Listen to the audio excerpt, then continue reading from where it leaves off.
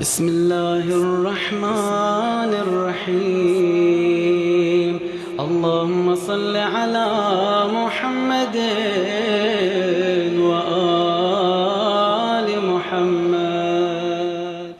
اعوذ باللہ من الشیطان الرجیم بسم اللہ الرحمن الرحیم ولا حول ولا قوت الا باللہ العلی العظیم. اور اس کے ساتھ آپ سب لوگوں کو پروگرام پیغام فرقان میں خوش آمدید کہوں گی اور خداوند متعال سے دعا کروں گی کہ انشاءاللہ رب العالمین آپ سب کو اپنے حفظ و امان میں رکھیں، ہماری عبادتیں ہمارے روزوں کو قبول فرمائیں. ماہ مبارک رمضان اپنی پوری برکتوں اور رحمتوں کے ساتھ گزر رہا ہے. مجھے پوری امید ہے کہ ہم اس کو صحیح معنوں میں اس ماہ مبارک کے رمضان کے حقوق کو ہم ادا کر رہے ہوں گے. اور اس کے ساتھ کیونکہ ہم جانتے ہیں کہ شب قدر کی راتیں بہت جلد جن کو ہم راتوں کو پائیں گے، وہ عظمت، وہ قدر والی راتیں کہ جس کی معرفت کو حاصل کرنا زیادہ ضروری ہے. لہٰذا جب بھی کسی بھی عمل کو انجام دینا ہے یا کوئی بھی عبادت اگر ہم انجام دینا چاہتے ہیں، کسی بھی عمل خیر کو اگر انجام دیں، اگر ہم اس کی معرفت کو حاصل کر لیں گے تو یہاں پر کبھی بھی جو ہے ہم اس کو ادا کرنے کے معاملے میں خستگی یا تھکاوٹ کا اظہار نہیں کریں گے، بلکہ مکمل سرشاری کے ساتھ، مکمل عقیدے کے ساتھ اور عزت و احترام کے ساتھ ہم ان عبادتوں کو بھی انجام دیں گے اور ان امور کو بھی ہم انجام دیں گے. تو لہٰذا کیونکہ شب قدر کا ذکر ہے اور سورہ قدر کے بغیر شب قدر جو ہے وہ نامکمل ہے، اور ہم نے اسی لیے اس سورہ کا انتخاب کیا ہے کہ ہم ان آیات پہ غور و فکر کریں تاکہ ہم شب قدر کی اہمیت اور منزلت کو حاصل کر سکیں. اور اس کے ساتھ یہاں پر میں بیان کروں کیونکہ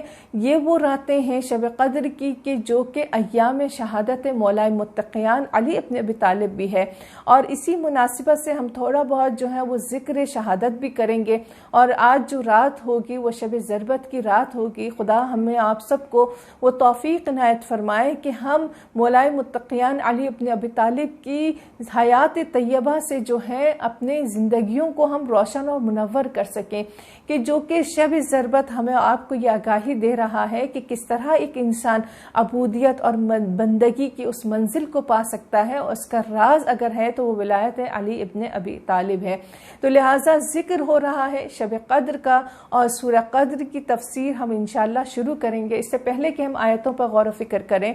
ضروری ہے کہ ہم سورہ قدر کے متعلق اس کی فضیلت پر ہم گفتگو کریں. یہ کیسی سورہ ہے، اس کی فضائل کیا ہے، جو روایات میں بے پناہ جو ہیں جس کا ذکر کیا گیا ہے. سورہ قدر کی فضیلت کے متعلق ہمارے چھٹے امام امام جعفر صادق علیہ السلام ایک مقام پر ارشاد فرماتے ہیں کہ ہر ایک چیز کا خزانہ ہوتا ہے اور قرآن کا خزانہ سورہ قدر ہے. اور اسی طرح مولا متقیان علی ابن ابی طالب بھی ارشاد فرماتے ہیں کہ ہر ایک چیز کا ایک سردار آقا ہوتا ہے، اور قرآن کا سردار، قرآن کا آقا اور سید جو ہے وہ سورہ قدر ہے. تو یعنی اندازہ لگا سکتے ہیں کہ کتنی عظیم المرتبت یہ سورہ ہے کہ خدا توفیق عنایت کر رہا ہے کہ یہ ہماری اس زبان پر کہ جو کہ گناہوں سے لدی ہوئی ہے، یہ ہمارے اس کلام میں جو ہے وہ شامل حال ہو رہی ہے، اور جس کے وسیلے سے انشاءاللہ ہم اپنے کلام کو، اپنی زبان کو جو ہے وہ طہارت بخشیں گے. تو لہٰذا فضیلت اور بھی بہت زیادہ، اور اللہ کے رسول صلی اللہ علیہ وآلہ وسلم سے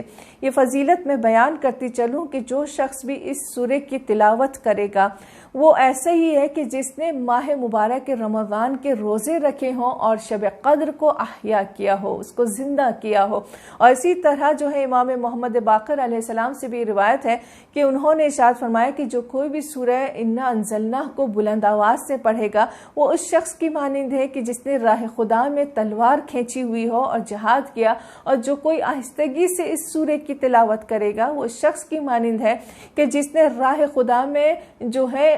جہاد کیا ہو اور وہ خون میں لت پت ہو. تو لہٰذا دونوں لحاظ سے کہ چاہے ہم بلند آواز سے کریں چاہے ہم آہستگی سے کریں، سورہ قدر اپنی جگہ ایک منزلت اور مقام رکھتا ہے. لہٰذا سب سے زیادہ تاکید کی جاتی ہے سحر و افطار کے وقت میں کہ اپنے روزے کی شروعات بھی سورہ قدر سے کریں، اور جب روزے ہم افطار کریں تو تب بھی ہم سورہ قدر کی تلاوت فرمائیں. اور اسی کے ساتھ جو ہے امام جعفر صادق سے بھی روایت نقل کرتی چلوں کہ خداوند متعال نے جب معراج میں اللہ کے رسول صلی اللہ علیہ وآلہ وسلم کو جب بلوایا، مخاطب کیا کہ یا رسول اللہ سورہ حمد کی تلاوت فرمائیے، تو اللہ کے رسول ارشاد فرماتے ہیں کہ میں نے بالکل ویسے ہی تلاوت کی کہ جیسے کہ اس کی جانی چاہیے.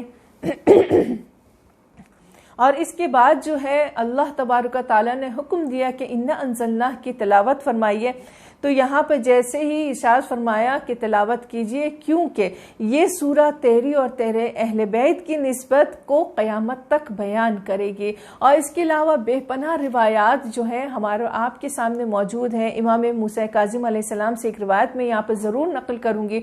کہ جس میں ہم اور آپ ہر آن یہ فکر کرتے رہتے ہیں کہ خدا جانے کہ ہماری نماز قبول ہے کہ نہیں ہے. تو امام موسیٰ کاظم علیہ السلام یہاں پر ہماری نمازوں کی قبولیت کے لیے جو ہے ایک وہ روایت پیش کر رہے ہیں. انشاءاللہ اس کے بعد جو ہے ہم اپنی نمازوں میں ہرگز جو ہے وہ سورہ قدر کو ترک نہیں کریں گے. امام موسیٰ کاظم ارشاد فرماتے ہیں کہ تعجب ہے اس پر کہ جو نماز میں سورہ قدر نہیں پڑھتا تو کیسے وہ قبول ہونے کا انتظار کر سکتا ہے. یعنی کہ نماز کی قبولیت پر اگر سٹیمپ یا مہر اگر لگ سکتی ہے تو وہ سورہ قدر کی تلاوت کے ساتھ، یعنی اس کے بعد جو ہے وہ نماز کسی کی بھی رد نہیں ہوگی کہ جس نے واجب نماز میں سورہ قدر کی تلاوت فرمائی ہو. امام جعفر صادق علیہ السلام بھی یہاں ارشاد فرماتے ہیں کہ جو کوئی بھی اس سورے کو واجب نماز میں تلاوت کرے گا تو ایک ندا دینے والا ندا دے گا کہ اے خدا کے بندے، کہ خداوند نے جو بیتی ہے یعنی اب تک جو گزری ہے ان سب کو تجھ پر بخش دیا ہے، اور اس کے بعد جو ہے اب جو کرو گے تو اپنے کردار کو از سر نو لو، یعنی نئی طریقے سے جو ہے وہ شروع کرو. امام رضا علیہ السلام یہاں ارشاد فرماتے ہیں کہ اپنے مومن بھائی کی قبر پر جب جاؤ تو ہاتھ رکھ کر 7 مرتبہ سورہ قدر کی تلاوت فرماؤ کہ تو خدا فضاء الاکبر سے جو ہے وہ محفوظ رکھے گا. تو یہ اس کے وہ تمام فضائل ہیں کہ جو میں نے آپ کے سامنے ذکر کیا، اور اس کے ساتھ آثار و برکات بھی ہیں. یعنی ایک لحاظ سے اگر روحانی لحاظ سے فائدہ انسان کو پہنچاتا ہے کہ اس کے گناہ بھی معاف ہو رہے ہیں، اس کی نماز بھی قبول ہو رہی ہے اور خدا کے نزدیک وہ مقام میں منزلت بھی پا رہا ہے، تو دوسری جانب جو ہے آثار و برکات جسمانی لحاظ سے بھی انسان کے اوپر وارد کرتا ہے یہ سورہ قدر، کہ جیسا رسول خدا صلی اللہ علیہ وآلہ وسلم ارشاد فرماتے ہیں کہ جو کوئی بھی اس سورے کی تلاوت کرے گا تو قیامت کے دن بہترین افراد اور بہترین دوست، بہترین ہمراہیوں کے ساتھ وہ محشور ہوگا. اور اگر کوئی اپنا چہرہ یا کسی کے منہ میں اگر کوئی ٹیڑھا پن اگر وہ آ جائے یا اس بیماری میں اگر کوئی انسان مبتلا ہوتا ہے تو ایک برتن میں لکھ کر اس پر نگاہ ڈالے، خداوند متعال جو ہے اسے شفا عنایت کرے گا. امام جعفر صادق بھی اس سورے کی تلاوت کے متعلق اور برکت کے متعلق ارشاد فرماتے ہیں کہ جو کوئی بھی سورہ قدر کی تلاوت کو 32 مرتبہ یعنی کسی ایک برتن میں پانی جس میں ڈلا ہوا اس پر اگر کرے اور اس پانی کو جو ہے اپنے جدید لباس میں چھڑک دے تو خداوند متعال جو ہے جب تک اس لباس کا ایک دھاگا بھی اگر بچا ہوا ہوگا تو اس کی برکت سے خداوند متعال وسعت رزق جو ہے اسے عنایت کرے گا. اسماعیل بن سہل نے خط لکھا امام باقر کو کہ مولا میں بے انتہا مقروض ہوں، یعنی قرض میں ڈوبا ہوا ہوں. تو یہاں امام سے ارشاد فرماتے ہیں کہ مولا میں کیسے اتاروں؟ تو امام یہاں پر ارشاد فرماتے ہیں کہ کثرت سے استغفار کرو اور سورہ قدر سے اپنی زبان کو جو ہے وہ تر کرو، یعنی کسی بھی لمحہ جو ہے سورہ قدر سے غافل مت ہو اور کثرت سے اس کی تلاوت کرتے رہو تو خداوند متعال فضل سے اس قرض کو ختم کر دے گا. اور ایک روایت امام محمد باقر علیہ السلام سے کہ ارشاد فرماتے ہیں کہ امیر المؤمنین کی خدمت میں ایک شخص آیا کہ جس نے شکایت کی کمر کے درد کی کہ مولا رات بھر جاگتے رہتا ہوں. امام یہاں پر ارشاد فرماتے ہیں کہ درد کی جگہ پر ہاتھ رکھے اور 3 مرتبہ سورہ آل عمران کی آیت نمبر 145 کی تلاوت کرے اور 7 مرتبہ جو ہے وہ سورہ قدر کی تلاوت کرے تو خداوند متعال اسے شفا عنایت کرے گا. امام جعفر صادق سے بھی ایک روایت نقل کرتی چلوں کہ جو اگر کسی بھی بیماری میں اگر مبتلا ہے اور اگر وہ لکھ کر جو ہے اس پانی کے برتن میں اگر دم کر دے اور آہستہ آہستہ تقریباً 30 مرتبہ اپنے ہاتھ سے پانی ڈالنا اور خود اپنی زبان سے 30 مرتبہ سورہ قدر کی تلاوت کرے اور اس پر دم کرے اور پھر اس پانی کو پی لے یا وضو کر لے تو خداوند متعال پروردگار عالم جہاں جہاں وہ درد ہے اس پر اگر وہ ہاتھ پھیرتا ہے تو اس کے توسط سے اس پانی کی برکت سے جو ہے خداوند متعال اس درد کو جو ہے وہ دور کر دے گا. اور اگر وہ 3 دن تک اس عمل کو اگر انجام دے تو یہاں پر اسے شفا ملے گی. تو یہ تو اس کی تمام آثار و برکات ہیں. شب قدر اور رب العالمین کی طرف سے ایک تحفہ ہے، اور اس میں سب سے بڑی جو ہے ہم آپ کہہ سکتے ہیں کہ رب العالمین نے جو بنی نوع انسان کے اوپر احسان کیا ہے وہ قرآن المجید کا نزول ہے۔ شب قدر کے متعلق سورہ قدر کے متعلق جو ہے اس کے شان نزول میں ایک جو قول نقل کی جاتی ہے کہ پیغمبر خدا صلی اللہ علیہ وآلہ وسلم کو جب یہ خبر ملتی ہے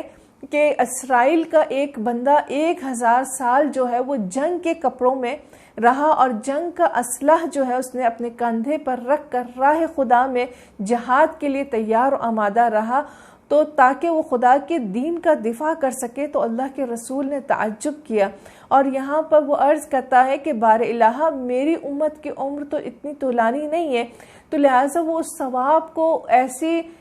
جو ہے اجر کو کیسے حاصل کر سکیں گے؟ تو خداوند متعال نے یہاں پر ارشاد فرمایا کہ اے پیغمبر، ہم نے آپ کی امت کے لیے جو ہے وہ شب قدر کو معین کیا کہ جو کہ 1000 مہینوں سے بہتر ہے، تو لہٰذا کہ بالکل اسی طرح ہے کہ جس طرح وہ 1000 مہینے جو اسرائیلی بندے نے اپنے کاندھے پر تلوار اٹھائے راہ خدا میں جہاد کیا، تو بالکل اسی کے مانند اور برابر ہے۔ یہ رات پیغمبر اور آپ کی امت کے لیے ہے، اور یہ رات ہر رمضان کے مہینے میں موجود ہے یہاں تک کہ قیامت آ جائے۔ تو یہ اس سورہ مبارکہ کی جو ہے وہ شان نزول ہے، اور اسی کے ساتھ جو ہے ہم جانتے ہیں کہ قرآن کی جو آیت پروردگار عالم نے اس ماہ مبارک میں نازل کی کہ شہر رمضان الذی انزل فیہ القرآن، یہ آیت ہمیں دوسرے مقام پر سورہ بقرہ کی آیت نمبر 185 پر بھی ہمیں نظر آتی ہے، تو جس سے ہمیں پتہ چلتا ہے کہ خداوند متعال نے تمام یعنی قرآن کے مختلف صورتوں میں اس سے اہم ترین رات کا جو ہے وہ ذکر کیا ہے،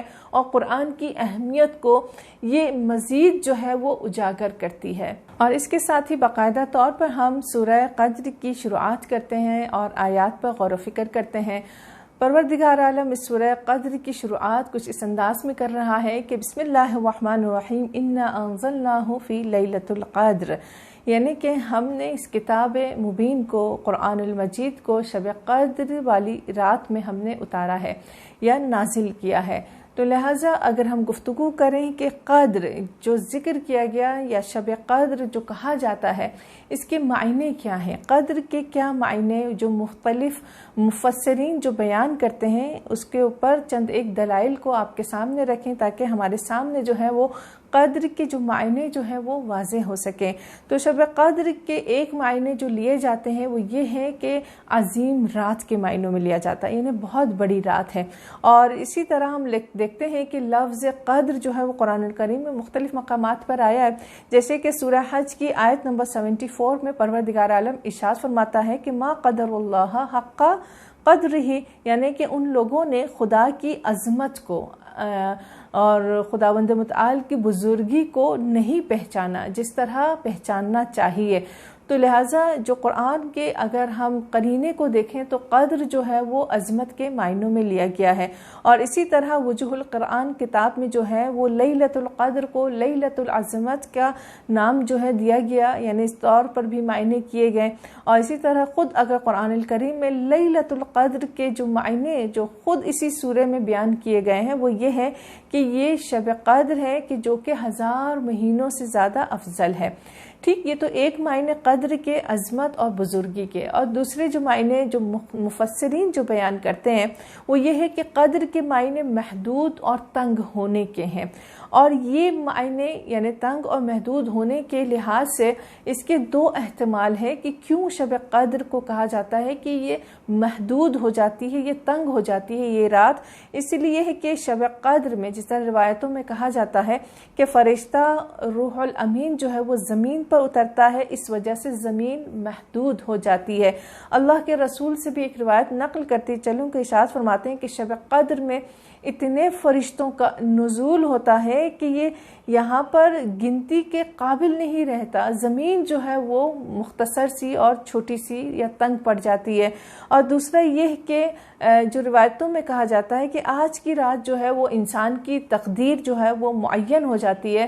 تو اس کے لیے وقت محدود ہوتا ہے۔ تو ایک معنی جو ہے وہ محدود اور تنگ ہونے کے یہ دو احتمال جو ہیں وہ بیان کیے جاتے ہیں، اور اسی کے ساتھ متعدد روایات میں آیا ہے کہ قدر کے جو معنی ہیں وہ اندازہ گیری، تقدیر اور تنظیم کے معنوں میں آیا ہے۔ یعنی جس طرح سورہ دخان کی آیت جو آپ لوگوں کے سامنے ہم نے روایتوں کے ذریعے سے ثابت کیا تھا، اور کہ من یفرق کل امر حکیم، کہ ہر کام حکمت الہی کے ذریعے سے معین اور مشخص کیا جائے گا،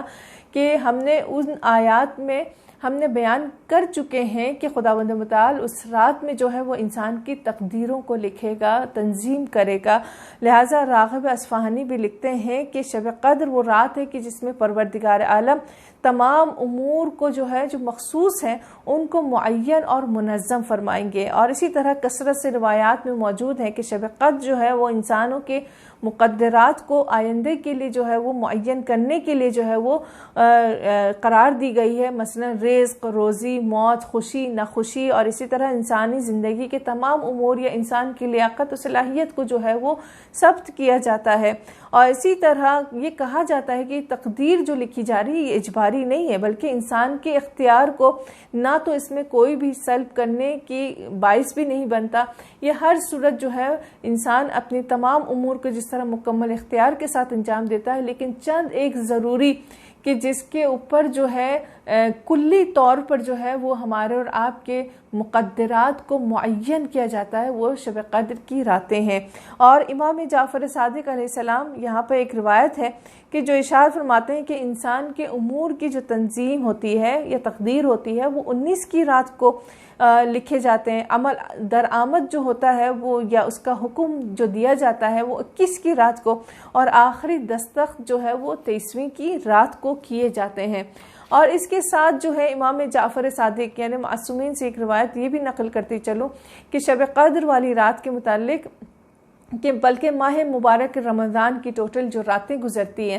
تو امام یہاں پر ارشاد فرماتے ہیں کہ توریت جو ہے وہ 6 رمضان المبارک کو نازل کی گئی، اور انجیل جو ہے وہ 12 رمضان المبارک کی رات کو نازل کیا گیا، زبور 18 کی رات کو، اور قرآن المجید جو ہے وہ شب قدر کو نازل کیا گیا ہے۔ اور شب قدر کی علامات کیا ہے، یعنی ہم کیسے پہچانیں کہ یہ رات جو ہے وہ شب قدر والی ہے، تو امام محمد باقر اور امام جعفر صادق سے روایت ہے، محمد بن مسلم یہاں پر نقل کرتے ہیں کہ جب سوال کیا گیا کہ فقال علامتها، یعنی کہ اس کی علامتیں کیا ہیں، کہ اس کی علامتیں یہ ہیں کہ ان تطیب ریحها، یعنی کہ خوشبودار ہوا چلے گی، اور اس کے ساتھ جو ہے اگر موسم ٹھنڈا ہوگا تو رات جو ہے وہ گرم ہوگی، اور اگر موسم جو ہے وہ یہاں پر اگر گرم ہوا تو وہ رات ٹھنڈی ہوگی، اور بہترین اور خوبصورت جو ہے وہ ہوا اس رات کو جو ہے وہ چلے گی۔ اور امام صادق بھی ایک روایت یہاں پر نقل کرتے ہیں کہ شب قدر جو ہے وہ سال کا آغاز اور انجام ہوتا ہے، تو لہٰذا بہت ساری روایتوں کے ذریعے سے ہم اس رات کی عظمت کو پہچانا، اس رات کی علامتوں کو ہم نے جانا۔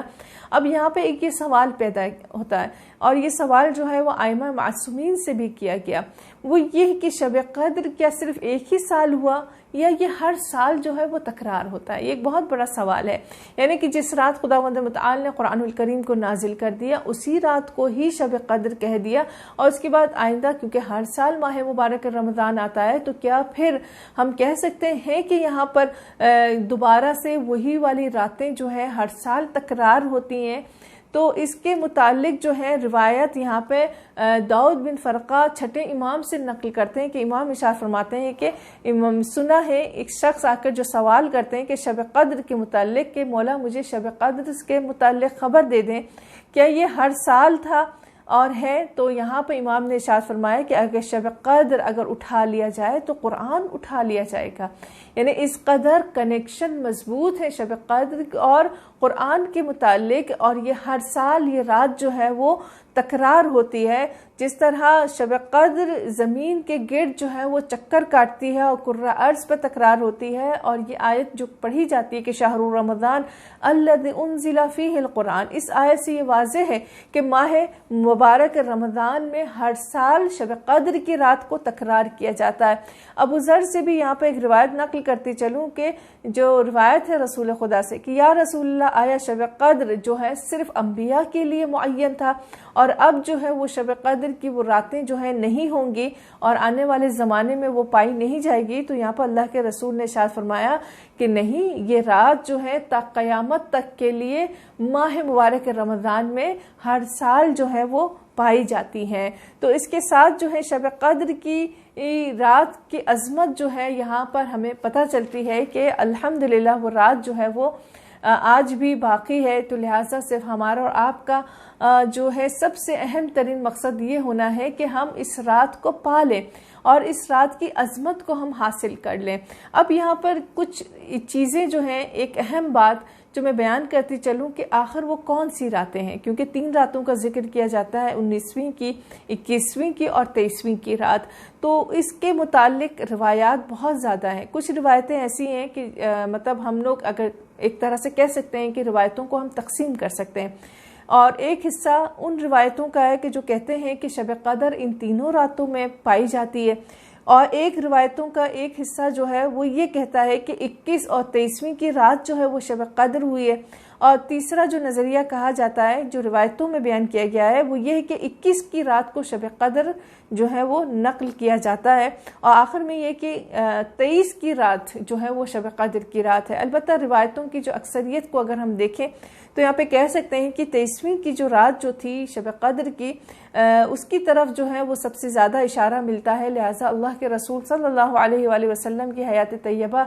جو شب قدر کے حوالے سے رہی ہے، تو ان میں ہم دیکھ سکتے ہیں کہ جو آخری رات یعنی 23ویں کی جو رات ہوا کرتی تھی، بلکہ آخری جو عشرہ وہ رسول خدا کی عبادتوں کو جو ہے وہ منزل اور ایک طرح سے رفعت ملا کرتی تھی۔ بے انتہا اللہ کے رسول ان آخری 10 راتوں میں عبادت کیا کرتے تھے،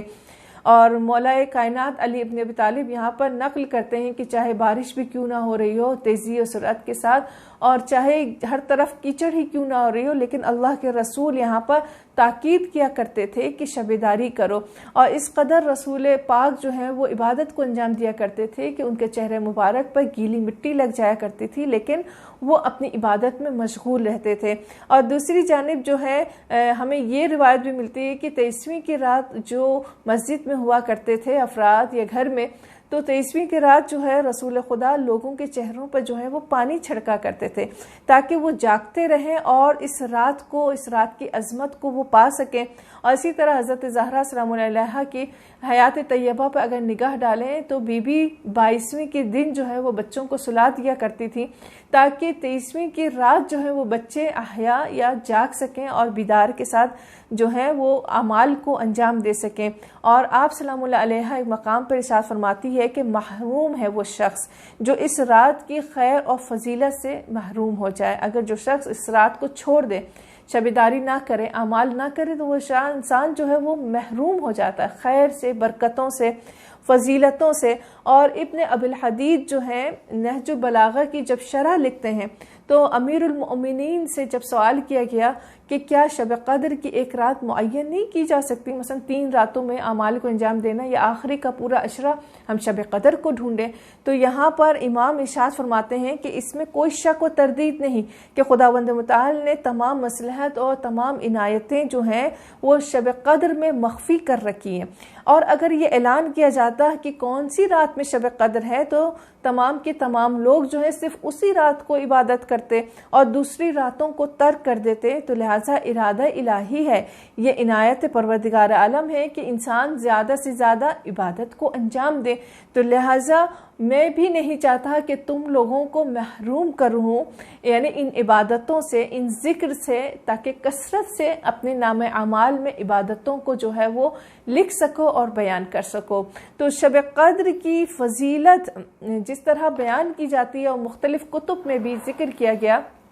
کہ شب قدر اگر قرآن کی روح سے اگر دیکھا جائے تو اس بات میں کوئی بھی شک و تردید نہیں رہتا کہ شب قدر جو ہے وہ ماہ مبارک رمضان میں ہی جو ہے وہ وقوع پذیر ہوا۔ اس سلسلے میں بہت سارے مطالب آپ لوگوں کے سامنے میں بیان کر چکی ہوں، اور سورہ بقرہ کی آیت جس کو میں نے بارہا آپ کے سامنے ذکر کیا کہ شہر رمضان الذی انزل فیہ القرآن اور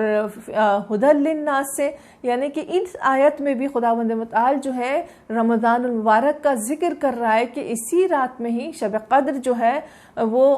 والی رات پائی جاتی ہے کہ جس میں قرآن نازل ہوا۔ اور اسی طرح ہم سورہ دخان کی آیت جس کا آپ کے سامنے ہم ذکر کر چکے، سورہ دخان میں رب العالمین ارشاد فرماتا ہے کہ انا انزلناہ فی لیلۃ مبارک، کہ یہ وہ رات ہے، یہ وہ قرآن ہے کہ جو کہ لیلۃ مبارکہ میں نازل کیا گیا، مبارک رات میں نازل کیا گیا، اور خدا نے یہاں پر اس رات کو انتہائی بابرکت والی رات جو ہے وہ قرار دیا، اور یہاں پہ کہتے ہیں کہ یہ وہ کتاب ہے کہ جو ہر جہت سے مبارک ہے، یہ وہ رات ہے کہ جو ہر جہت سے مبارک ہے، اور جس کی جانب سے یہ کتاب نازل ہوئی وہ خود بھی مبارک ہے۔ تو خداوند متعال نے تمام اچھائیوں کو اور تمام خوبیوں کا سرچشمہ جو ہے وہ اس رات کو مقرر کیا، تو اس کا بھی ذکر ہم آپ کے سامنے سورہ دخان کی تفسیر میں کر چکے۔ اور اسی طرح سورہ نحل میں بھی خداوند متعال جو ہے ارشاد فرماتا ہے کہ ينزل الملائکۃ بالروح من امرہ علی من یشاء من عبادہ، کہ خدا ارشاد فرماتا ہے کہ ملائکہ کو روح کے ہمراہ اپنے امر سے، جس کے اوپر چاہتا ہے اپنے بندگان سے، تاکہ اس کو ڈرا سکے اور اس کو آگاہ کرے کہ نہیں ہے کوئی سوائے خدا کے لائق عبادت، تو پس تم تقوی اختیار کر لو۔ تو لہٰذا ان آیات کی روشنی میں ہم سمجھ سکتے ہیں کہ شب قدر کی فضیلت کس قدر روشن اور عیا ہے۔ اور اس کے ساتھ جو ہے ہم چند ایک مورد کے اوپر آپ کے سامنے گفتگو کریں گے، وہ اہم پوائنٹس آپ کے سامنے بیان کریں گے کہ جس کے ذریعے سے ہم آپ پہچان سکیں گے کہ شب قدر جو رات پروردگار عالم نے ہمارے اور آپ کے لیے معین کیا، اس میں برکتیں اور فضیلتیں کتنی ہیں۔ تو لہٰذا جس طرح شب قدر کی فضیلت کے حوالے سے قرآن الکریم کی آیات کو میں نے آپ کے سامنے بیان کیا، تو بالکل اسی طرح روایات بھی بے پناہ ہیں کہ جس میں شب قدر کی فضیلت اور اس کی برکتوں کو جو ہے وہ بیان کیا گیا ہے۔ شب قدر کی عظمت و فضیلت کے لیے امام محمد باقر علیہ الصلوۃ والسلام سے روایت میں نقل کرتی چلوں کہ کسی نے سوال کیا کہ کیا آیا شب قدر کو آپ پہچانتے ہیں؟ تو امام نے ارشاد فرمایا کہ ہم کیسے نہ پہچانیں، اس لیے کہ یہ وہ رات ہے کہ ملائکہ نازل ہوتے ہیں اور ہمارا طواف کرتے ہیں۔ امام جعفر صادق علیہ السلام بھی یہاں پر روایت نقل کرتے ہیں کہ شب قدر کی رات جو ہے تمام ملائکہ روح القدس کے ساتھ اور کاتبین کے ساتھ جو ہے وہ زمین پر تشریف لاتے ہیں، اور خداوند متعال جتنی بھی مقدرات الہی ہیں پورے سال کے، ان تمام مقدرات الہی کو جو وقوع پذیر ہونے والے ہوں ان سب کو تحریر فرماتا ہے۔ لہٰذا خداوند متعال یہاں پر خود اختیار میں رکھتا ہے کہ کس کو مقدم کرنا ہے اور کس کو مؤخر کرنا ہے، اور کس کو ثبت کرنا ہے اور کس کو جو ہے وہ مٹا دیا جانا چاہیے۔ اور اس کے بعد جو ہے شب قدر کی رات تاکید کی جاتی ہے 2 رکعت نماز پڑھنے کی، کہ جس میں روایت ہے رسول خدا صلی اللہ علیہ وآلہ وسلم سے کہ اللہ کے رسول ارشاد فرماتے ہیں کہ شب قدر کی رات 2 رکعت نماز اگر جو پڑھے اور سورہ حمد کے بعد جو ہے تقریباً 7 مرتبہ سورہ توحید کی وہ تلاوت کرے، اور وہ اس وقت تک نہیں اٹھے گا کہ اس کے بعد جو ہے استغفار پڑھے، اور جب یہ عمل کر چکے تو پروردگار عالم اس کے گناہوں کو بخشے گا اور اس کے والدین کے گناہوں کو بخش دے گا، اور فرشتوں کو مبعوث کرے گا کہ وہ اگلے سال تک اس کے لیے حسنات کو لکھیں۔ روایت میں ایک اور ہے اللہ کے رسول صلی اللہ علیہ وآلہ وسلم سے کہ جو کوئی بھی شب قدر کو احیا کرے گا، یعنی شبیداری کرنا، جاگنا، یہ بھی ایک بہت بڑی فضیلتوں میں سے ایک فضیلت ہے، اور اس کے لیے رسالت امام ارشاد فرماتے ہیں کہ جو جاگ کر اس رات کو گزارے گا تو خداوند متعال اس پر سے عذاب کو ہٹا دے گا۔ اور علی ابن موسیٰ رضا سے بھی روایت جو کہ نقل کی جاتی ہے کہ جو شخص شب قدر کو احیا کرے گا تو خداوند متعال اس کے گناہوں کو بخش دے گا، اگرچہ اس کے گناہ آسمان میں موجود ستاروں کے برابر ہی کیوں نہ ہو، پہاڑوں کے وزن کے برابر ہی کیوں نہ ہو، یا پھر دریاؤں کے پھیلاؤ جتنی چاہے وسعت کیوں نہ رکھتا ہو، لیکن شب قدر کی رات احیا کرنے کرنا ان تمام گناہوں کو جو ہے وہ معاف کر دیتا ہے۔ اور کیونکہ ہم جانتے ہیں اچھی طرح کہ یہ وہ راتیں ہیں جو کہ ایام ہیں شہادت مولا کائنات علی ابن ابی طالب کی، تو لہٰذا اس رات کو خداوند متعال نے بندگان الہی پر ولایت علی کو معین فرمایا ہے۔ یہ وہ رات ہے کہ جس میں رب العالمین نے ولایت علی ابن ابی طالب کو مقدر کیا ہے۔ امام جعفر صادق علیہ السلام سے یہاں پر روایت نقل کروں گی کہ امام ارشاد فرماتے ہیں کہ جو کوئی بھی سورہ انا انزلناہ کے متعلق انہوں نے فرمایا کہ اس رات کی فضیلت دوسرے مہینوں پر جو ہے انتہائی عیا اور روشن ہے۔ مفضل بن عمر کہتے ہیں کہ میں نے کہا کہ آپ اس کی فضیلت سے مراد کون سی ہے؟ تو امام نے ارشاد فرمایا کہ ولایت امیر المؤمنین اسی رات کو نازل ہوئی تھی۔ میں نے عرض کیا کہ شب قدر سے مراد کیا وہی رات نہیں کہ ہم ماہ مبارک میں امید رکھتے ہیں ماہ رمضان میں کہ ہم اس رات کو درک کریں گے؟ تو امام ارشاد فرماتے ہیں کہ بے شک یہ وہی رات ہے، اور اسی رات کو آسمان اور زمین کو مقدر کیا گیا تھا، اور اسی طرح ولایت امیر المؤمنین کو بھی اسی رات مقدر کیا گیا ہے۔ تو آج کی رات جو ہے ہم کہیں شب ضربت مولا کائنات ہے، مولا کائنات کی جن کی شہادت ماہ مبارک رمضان میں ہوئی، اور وہ اپنی شہادت سے پہلے سے علم تھے، جانتے تھے، اور یہ اطلاع جو ہے اللہ کے رسول صلی اللہ علیہ وآلہ وسلم نے جو ہے جناب مولا کائنات کو جو ہے وہ بتلا دیا تھا۔ تو لہٰذا ایک مفصل روایت ہے کہ یا علی میرے بعد 30 سال زندگی کرو گے، ان سالوں میں تم پر جو ظلم اور جو ستم ہوگا ان پر تم صبر کرو گے، تو لہٰذا تمہیں ایسے لوگ ملیں گے کہ جو قرآن کی تفسیر و تعویل کرتے ہوں گے، لیکن وہ دشمن ہوں گے جو تم سے جنگ کریں گے، اور یہی وہ لوگ ہوں گے کہ جو تمہارے اوپر حملہ کریں گے اور تمہاری داڑھی کو جو ہے وہ خون سے رنگین کریں گے۔ تمہارا قاتل جو ہے وہ حضرت صالح کے ناقے کے قاتل کی طرح ان کی ردیف میں جو ہے اور دشمنان خدا میں سے شمار کیا جائے گا۔ اور اس وقت مولا کائنات نے صرف ایک ہی سوال کیا تھا کہ یا رسول اللہ کیا میرا دین سالم رہے گا؟ تو ایسے میں اللہ کے رسول نے ارشاد فرمایا کہ ہاں تمہارا دین تو سالم رہے گا، یا علی تیرا قاتل ایسا ہے جیسے اس نے مجھے قتل کیا، اور جو شخص تجھ سے بغض رکھے گا حقیقت میں وہ مجھ سے بغض رکھتا ہے۔ تو لہٰذا یہ ایک مفصل روایت ہے کہ جس میں واضح طور پر اللہ کے رسول خبر دے رہے ہیں کہ مولا کائنات آپ کی شہادت جو ہے وہ اس طرح ان حالات میں جو ہے وہ وقوع پذیر ہوگی۔ اور وہی سال جو کہ سن 40 ہجری کو ماہ مبارک رمضان جو سال جو آغاز ہوا تھا، اور عثمان بن مغیرہ کہتے ہیں کہ حضرت علی اس مہینے ہر رات ایک جگہ ہر ایک مختلف جگہوں پر افطاری فرمایا کرتے تھے، کبھی امام حسن کے گھر اور کبھی امام حسین کے گھر اور کبھی ابن عباس کے ہاں، اور وہ 3 لقموں سے زیادہ جو ہے وہ تناول نہیں کرتے تھے۔ اور ایسے میں وہ یہی فرماتے تھے کہ خدا کا حکم جو ہے وہ آن پہنچا ہے، میں چاہتا ہوں بھوکا رہوں، اور حکم الہی کے لیے 1 یا 2 راتوں سے زیادہ نہیں ہے۔ تو لہٰذا بی بی ام کلثوم جو کہ مولا کائنات کی دختر تھیں، 19 کی رات افطاری کے لیے وہ ارشاد فرماتی ہیں کہ میں نے اپنے بابا کے لیے جو کی روٹیوں کا بندوبست کیا، 1 پیالہ دودھ اور کچھ نمک جب میں نے لا کر اپنے بابا مولا کائنات امیر المؤمنین کے سامنے جب میں نے رکھا، تو ایک مرتبہ وہ سامان دیکھا افطاری کا اور سر ہلانے لگے، اور مجھے پکار کر کہتے ہیں کہ آج تک تمہارے بابا نے کبھی 2 چیزوں سے افطاری کی ہے؟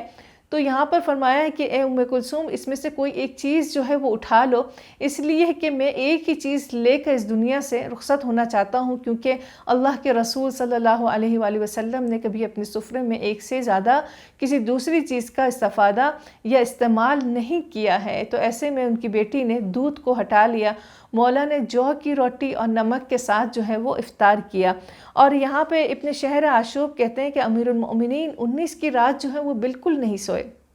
اور یہ رات دوسری راتوں سے بہت زیادہ مختلف تھی۔ اور حضرت علی علیہ السلام کے احوال اگر ہم آج کی رات کو بیان کریں تو جو ان کا احوال جو تھا وہ بیداری کی وجہ اس قدر تھی کہ بی بی جو ہے وہ سوال کرتی کہ بابا آج کی رات جو ہے آپ اس قدر بے چین ہیں، تو یہاں پر مولا ارشاد فرماتے ہیں کہ یہ وہی رات ہے کہ جس رات کو میں شہید کر دیا جاؤں گا۔ تو ایسے میں بی بی کہتی ہیں کہ آپ کسی اور کو نماز کے لیے روانہ کر دیں، تو کہنے لگا کہ نماز کے لیے تو میں کہہ دوں گا، وہ جماعت بھی کرا لے گا، لیکن موت سے بھاگنے کا کوئی راستہ نہیں ہے۔ تو لہٰذا جب گھر سے باہر نکلے تو یہ جملے ارشاد فرمائے کہ مجاہد فی سبیل اللہ کے لیے راستہ کھلا رکھو، قسم ہے خدا کی اس نے ایک کے سوا کسی کی عبادت نہیں کی اور لوگوں کو مساجد کے لیے جگائے۔ لہٰذا وہ رات جب وہ صحن کی طرف آئے تو مرغابیوں نے ان کو دیکھا اور ایک مرتبہ آسمان کی طرف جو ہے رخ کر کے کہا کہ خدا کی قسم جھوٹ نہیں بول رہا ہوں، آج کی رات وہی وعدے کی رات ہے۔ جب فجر کا وقت ہوا تو ایک مرتبہ نماز کے لیے آواز دی گئی، مولا اٹھے مسجد کی طرف حرکت کی تو ایسے میں مرغابیوں نے دامن پکڑ لیا جیسے کہ وہ فریاد کر رہے ہوں، اور مولا نے یہاں پر ان کو کہا کہ چھوڑ دو، یہ بھی رونے اور فریاد کرنے والوں کے پیچھے فریاد کرنے والی ہیں۔ دروازے پر ایک مرتبہ مولا کی کمر بند جو ہے وہ پھنسی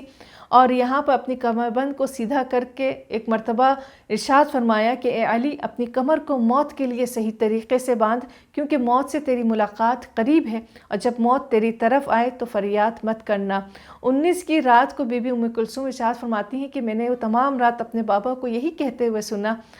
کہ خدایا میرے لیے موت کو مبارکباد بنا دے، خدایا میرے لیے اپنی ملاقات کو مبارک کر۔ لیکن جب میں نے یہ کلمات سنے تو میں نے عرض کیا کہ اے والد بزرگوار، کیا آپ اپنی موت کی خبر دے رہے ہیں؟ تو امام ارشاد فرماتے ہیں کہ بیٹی موت کی علامات کو ایک کے بعد ایک میں دیکھ رہا ہوں۔ اور اس کے بعد جب مولا مسجد کی طرف جب روانہ ہوئے، داخل مسجد ہوئے، چراغوں کی روشنی کم تھی، اور جب گئے ہیں اندر نماز شروع کی اور اذان کہنے کے بعد جب وہ اپنی جگہ پر تشریف لائے، محراب عبادت میں اپنی نمازوں کی شروعات کی تو رکعت اول سجدہ اول سے سر کو اٹھایا تھا کہ اسی وقت ابن ملجم لعنت اللہ نے ضربہ شمشیر سے آپ کے سر اقدس پر وہ زخم مارا کہ میرے مولا نے جب اس ضربت کا جب احساس کیا تو ارشاد فرمایا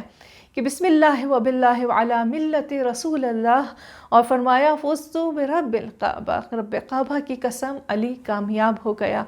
اور ایسے میں تمام لوگ آپ کے گرد جمع ہوئے اور فریاد بلند کرنے لگے۔ میرے مولا نے یہاں پہ آیہ مبارکہ کی تلاوت شروع کی اور پھر اسی طرح ملائکہ میں ہلچل مچی اور یہ آواز جبرائیل امین نے دی کہ خدا کی قسم آج کی رات ہدایت کے ارکان گر گئے، آسمان کے ستاروں میں سیاہی چھا گئی،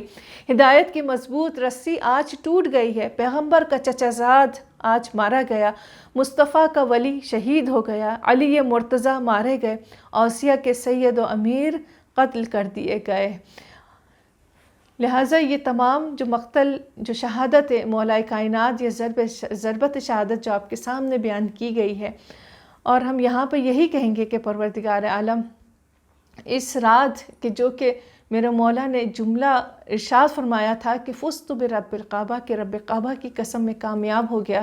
تو یہی دعا کریں گے کہ بار اللہ ہمارے دلوں میں ہمارے قلوب میں روح عبادت کو زندہ کر، اور اس طرح کے ہم سرخرو ہو کر اس دنیا سے رخصت ہوں، اور رب تعالیٰ کے سامنے جب ہم حاضر ہوں تو خداوند متعال سے دعا ہے کہ بار الہ بحق ابرو علی ہماری ان دعاؤں کو، ہمارے ان تمام اعمال کو مستجاب فرما دے، اور انشاءاللہ روز محشر جو ہے وہ ہم شرمندہ تعبیر نہ ہوں۔ خدا سے دعا ہے کہ آج کی رات شب قدر کو ہم اس طرح منائیں، اس طرح اس کی احیاء یا شبیداری کریں کہ جس طرح اس کو کرنے کا حق جو ہے وہ حاصل ہے، اور لہٰذا رب العالمین ہمیں آپ سب کو اپنے حفظ و امان میں رکھیں اور بہترین عبادتوں کو کرنے کی توفیق عنایت فرمائے۔ والسلام علیکم ورحمۃ اللہ وبرکاتہ۔ بسم اللہ الرحمن الرحیم، اللہم صل علی محمد